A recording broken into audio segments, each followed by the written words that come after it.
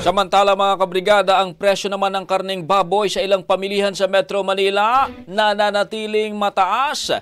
MSRP muling ibabalik. Brigada Jigo Custodio, ibrigada mo! Brigada Live Report! Nananatiling mataas ang presyo ng karne ng baboy sa ilang pamilihan sa Metro Manila bunsod ng epekto ng African Swine Fever. Sa isinagawang inspeksyon sa Alabang Central Market ng Department of Agriculture at ng Department of Trade and Industry, umabot na sa 450 hanggang 490 pesos ang kada kilo ng presyo ng pork belly mula sa dating 390 pesos kada kilo.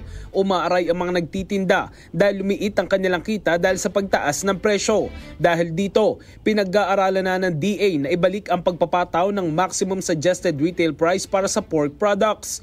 Target itong ipatupad sa Hulyo o di kay sa huling linggo ng Agosto. Plano ngayon ng DA na direktang bumili ng karne ng baboy mula sa mga farm sa pamamagitan ng Food Terminal Incorporated. Posible rin mag-angkat ng baboy ang DA bilang huling opsyon upang mapababa ang presyo.